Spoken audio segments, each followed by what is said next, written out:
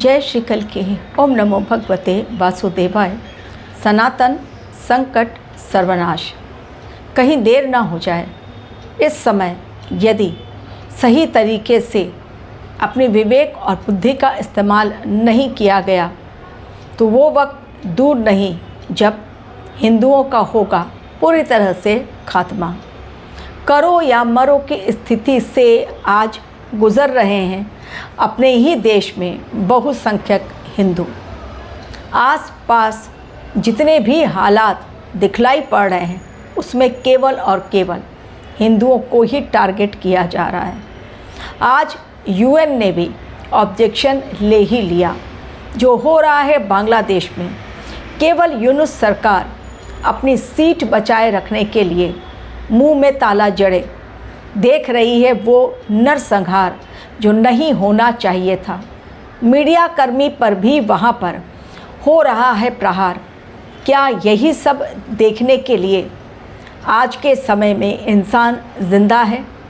हिंदू ही वो हैं जो सनातन की नींव आगे चलकर रखेंगे, क्योंकि बाकी धर्म सनातन के नाम पर केवल लिपापोती करते हैं।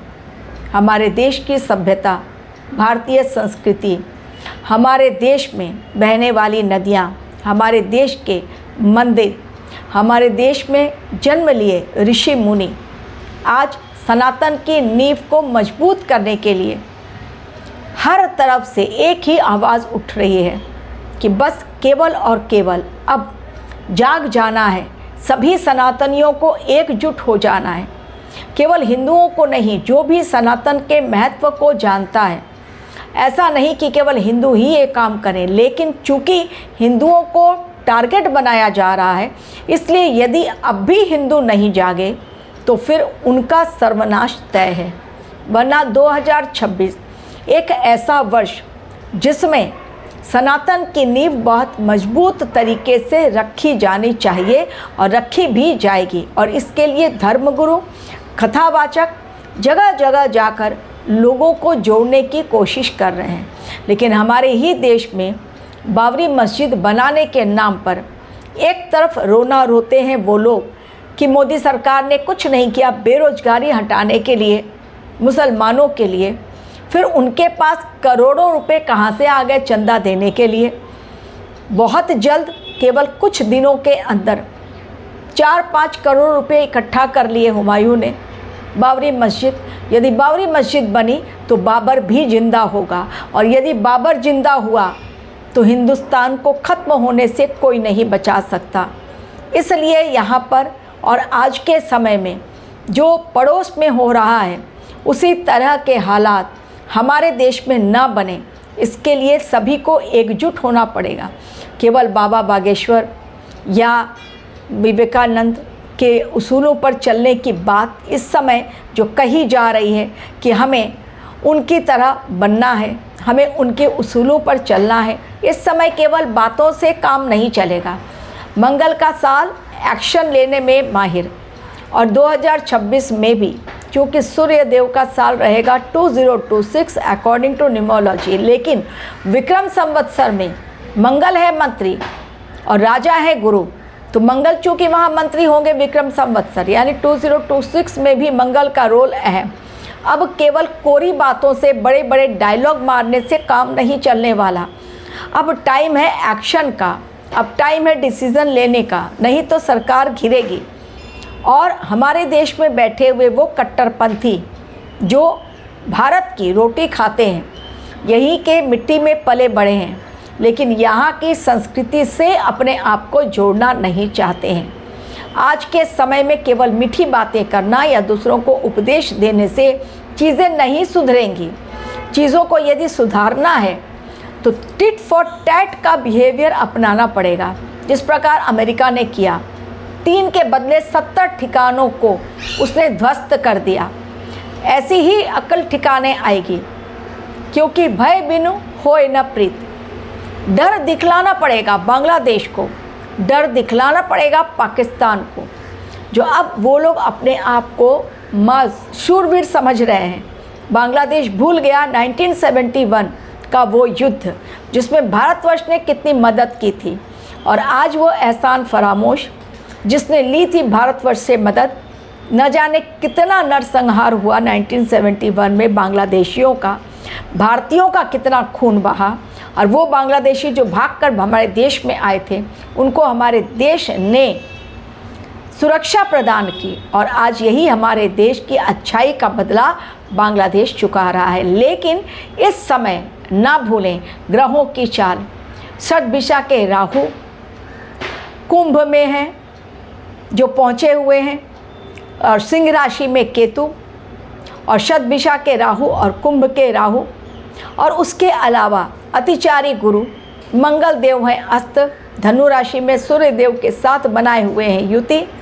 ईरान का आप लोगों को मैंने कहा था कि ईरान बहुत जल्द युद्ध के मैदान में कूदेगा, अभी केवल वो तैयारी कर रहा है। तो ईरान और इज़राइल के बीच बहुत जल्दी भयानक युद्ध छिड़ने वाला है। वैसे भी मैंने ऑलरेडी आप लोगों को प्रेडिक्शन दे दी है कि 2026 जैसे 2025 आपदाओं का साल था, 2026 युद्ध का साल रहेगा। केवल युद्ध का नहीं बल्कि प्राकृतिक आपदाएं जो 2025 में आई उनमें बढ़ोतरी होने वाली है, और नए नए युद्ध के फ्रंट खुलेंगे। चारों ओर केवल लाशों का ढेर। रिसेंटली जब रशिया यूक्रेन की धरती से लोगों के इंटरव्यू लिए गए और गाज़ा की धरती से, तो लोगों ने कहा कि रास्तों पर चलने की जगह नहीं है, रास्तों पर केवल और केवल लाशों की ढेर। और एक सर्वे में पाया गया कि पिछले 10 सालों में बहुत ज़्यादा सैनिक मारे गए हैं। जी हाँ, और रशिया यूक्रेन के युद्ध में तो न जाने कितने हज़ार लोग खत्म हो गए, कोई गिनती ही नहीं है, अनगिनत लोग खत्म हुए। तो बात पूरे संसार की न करके हमें अपने देश को यदि बचाना है तो देशवासियों को एकजुट होना पड़ेगा, अन्यथा कहीं शिवलिंग टूटेंगे, कहीं मंदिर टूटेगा, कहीं रातों रात जो मध्य प्रदेश के सिरों में हुआ वैसे वहाँ पर होगा, पत्थर चलेंगे। और बुलडोज़र के खिलाफ जो बुलडोज़र एक्शन योगी जी कर रहे हैं उसके खिलाफ कहीं ना कहीं आक्रोश जिनके मन में बैठा हुआ है, क्योंकि वो इल्लीगल कंस्ट्रक्शन करते हैं। तो अब तो योगी ने ठान लिया है, SIR के खिलाफ बहुत ज़बरदस्त हुआ, उछाल आया, अब वो शांत हो गया है, क्योंकि SIR में खुलकर ये बातें सामने आ गई कि जो लोग आए थे घुसपैठिए वो इल्लीगल वे में हमारे रह रहे थे। यानी जिस वोट पर ममता बनर्जी अपने कैरियर का दम भर रही थी, आज वो सच्चाई सामने आ रही है कि वो किसके दम पर अपने अस्तित्व को बनाए हुए थी। आज उनके ही दल के निलंबित नेता हुमायूं उनके ही अगेंस्ट हो गए हैं। ये समय कुछ ऐसा है कि घोटालेबाजों का पर्दाफाश, जितने भी घोटालेबाज हैं चाहे वो किसी भी दल के हों, इस समय बड़े बड़े स्कैंडल्स बाहर निकल कर आएंगे। प्राकृतिक आपदाएं ऐसी होंगी कि कमर तोड़ेंगी इंसानों की। प्रत्येक जीव पर खतरा ग्रहों के संकेत द्वारा मंडरा रहा है, और नए वर्ष में पहले ही दिन से संकेत बिल्कुल सही नहीं दिखलाई पड़ रहे हैं। तो पहला ही महीना लाएगा भूचाल डेफिनेटली जनवरी के महीने में। अभी आने में कुछ दिन शेष है, आप लोगों तक वीडियो पहुंचाऊंगी। लेकिन जो स्टार्ट किया था मैंने वीडियो कि डू और डाई सिचुएशन, कहीं देर ना हो जाए। अब भी अगर हिंदू नहीं जागे और करो या मरो की स्थिति से जो गुज़र रहे हैं लोग, अगर वो चेतावनी भी उसकी भी अनदेखी की कि हमें इससे क्या लेना देना, तो बहुत भयंकर परिणाम भुगतने के लिए तैयार हो जाएं अपने ही देश में।